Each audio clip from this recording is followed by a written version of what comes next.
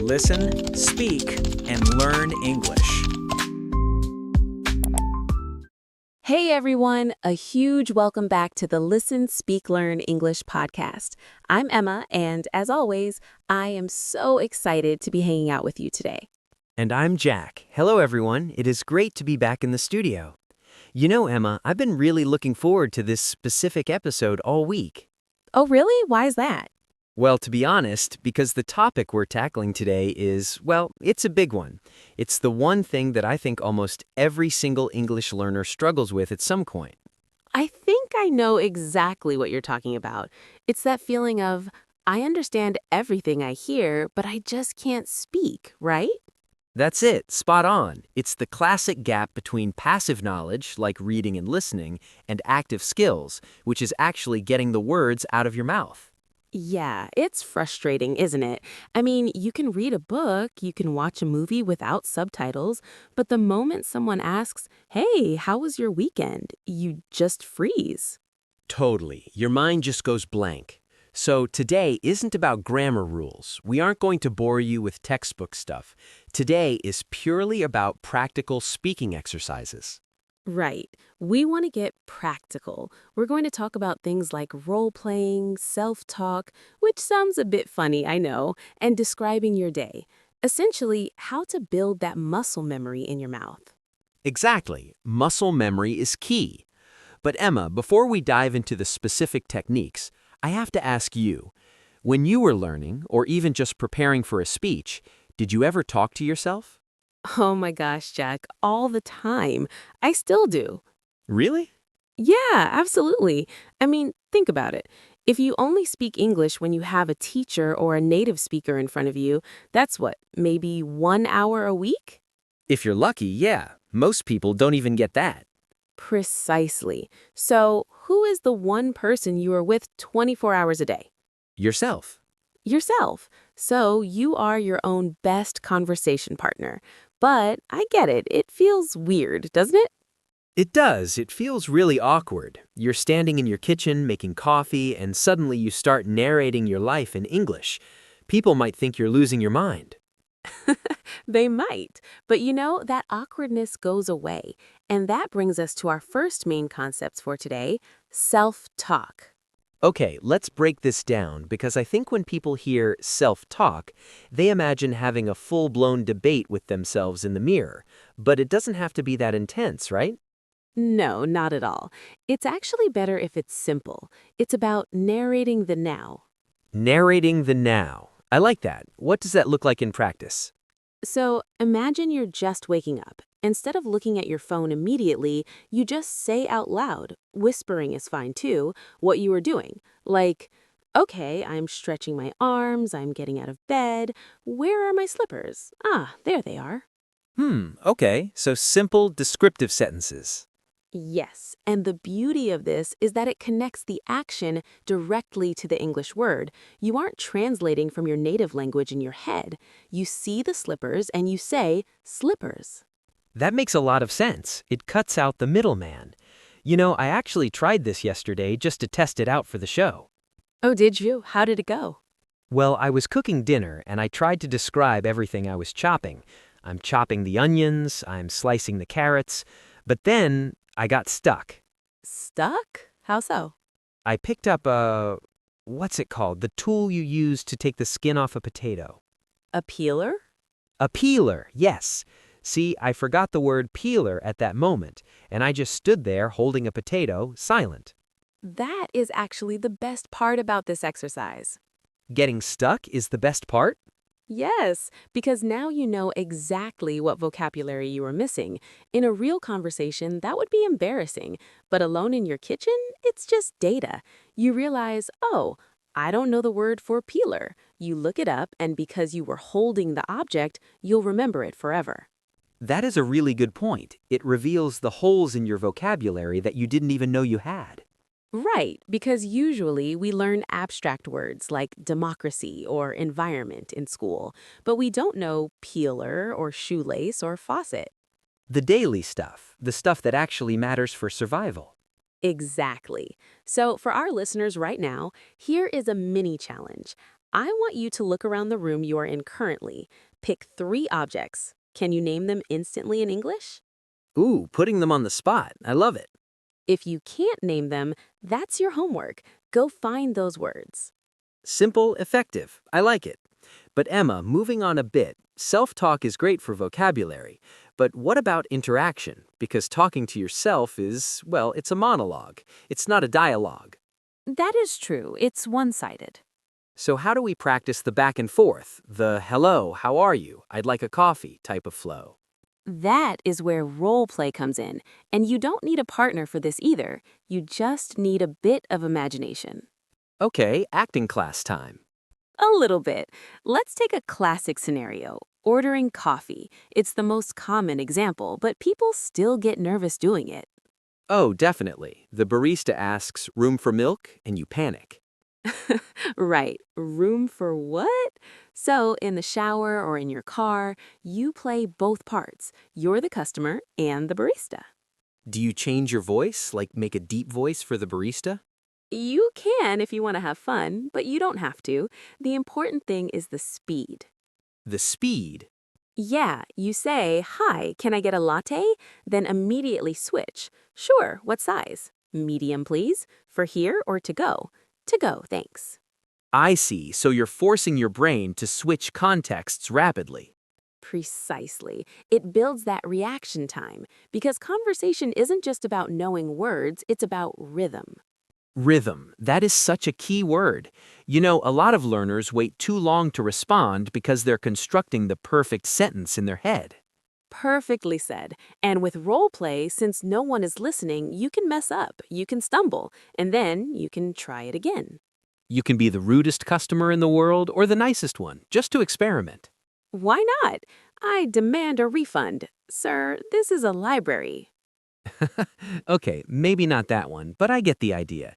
It's a safe space to experiment with different tones and phrases. Yeah, and speaking of safe spaces and listening to yourself, we have to talk about the scariest technique of all, Oh no, I think I know what's coming. recording your own voice. Everybody hates the sound of their own voice, Emma, even native speakers. I know, I know. Even I cringe when I edit this podcast sometimes. But trust me, it is magic for your accent. Explain that. Why is recording so powerful? Well, actually, let's save the why for just a second. I want to dive deep into the recording technique in the next part because there's a specific way to do it so you don't hate it. Okay, cliffhanger. I like it. So, coming up, we're going to discuss how to use your phone's voice recorder to sound more like a native speaker without cringing too much.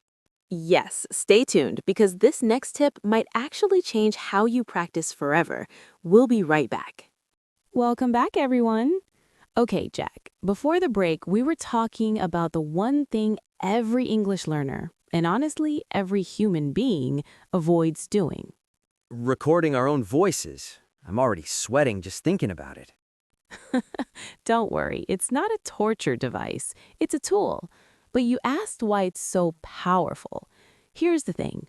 When you speak, you hear your voice through the bones in your head. Right, bone conduction. That's why we sound deeper and richer to ourselves. Exactly. But when you record it and play it back, you hear what the world hears, and that is the only way to catch your pronunciation mistakes.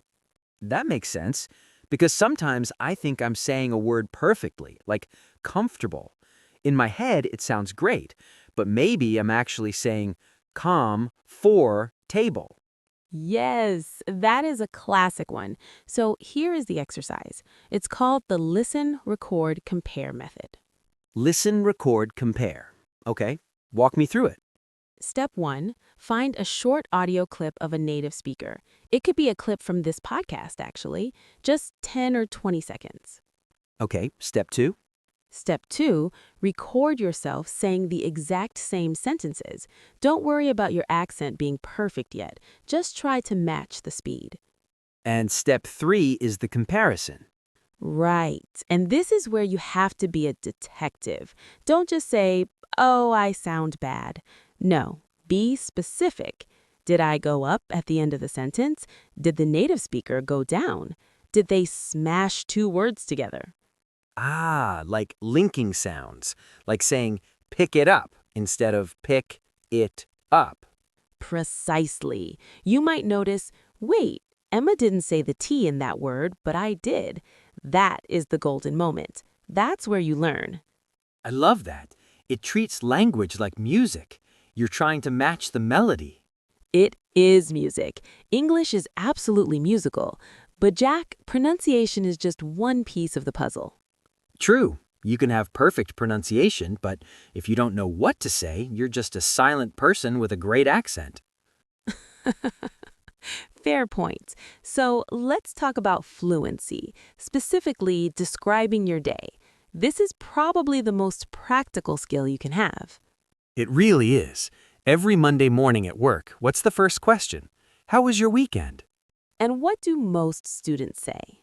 It was good. And then, silence. Conversation over. Dead. So we need to practice telling a mini story, and you can do this alone in your car or while walking the dog. I call this the 3-layer method.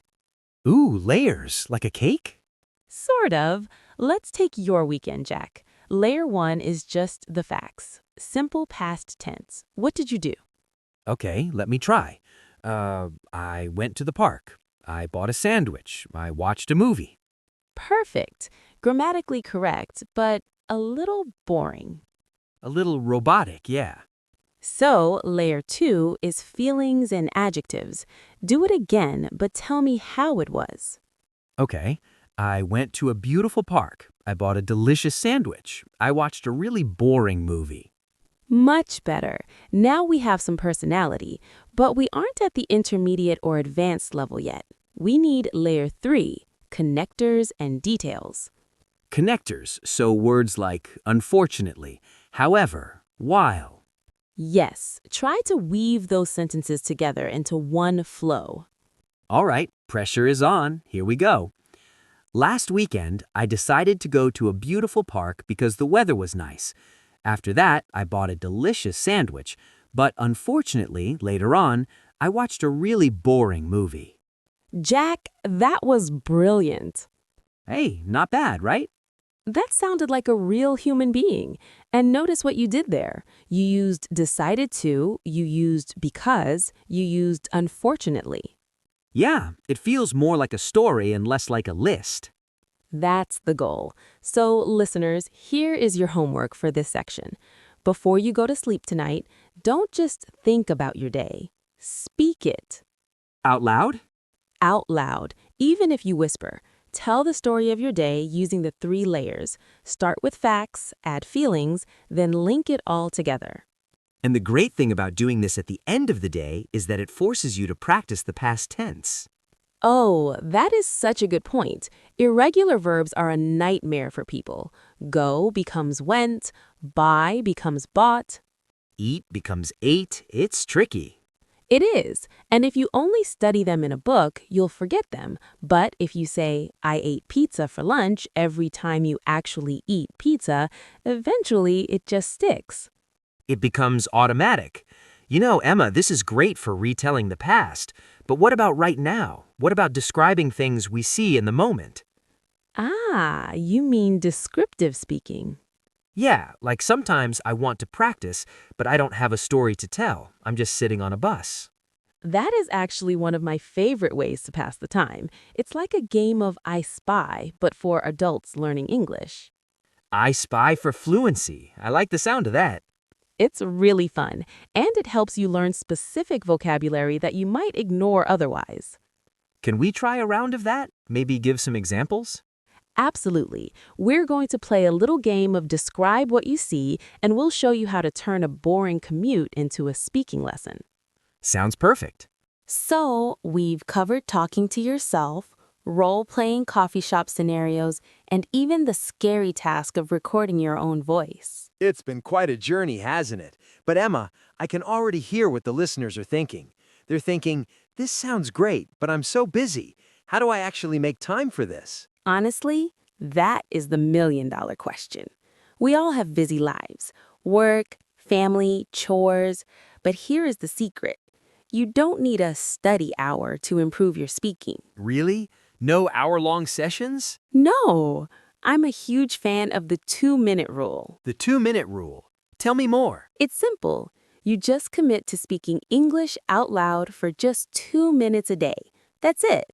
While you're brushing your teeth or while you're waiting for the microwave to beep. 2 minutes. Anyone can find 2 minutes, right? Exactly. The goal isn't to be perfect. The goal is to keep your mouth used to making those English sounds. If you do it every day, it becomes a habit. And habits are what actually lead to fluency. I love that. It takes the pressure off. You don't have to give a 20-minute presentation. You just have to describe your breakfast. Right. I am eating eggs. They are a bit salty. Boom, you're practicing. You know, I was thinking, another great way to stay motivated is to look back at where you started. Oh, absolutely. That goes back to what we said about recording yourself. If you record yourself today and then do it again in 3 months, You'll be shocked at the progress.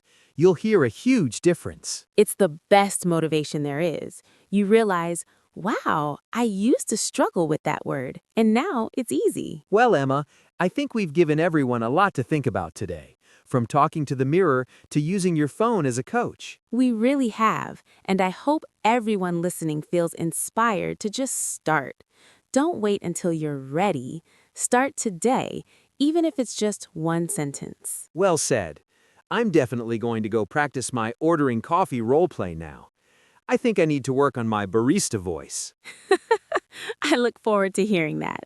Anyway, that's all for today's episode of the Listen, Speak, Learn English podcast. Thank you so much for joining us and for letting us be a part of your English journey. If you enjoyed this, don't forget to subscribe to the channel and maybe leave a comment telling us what is one thing you did today.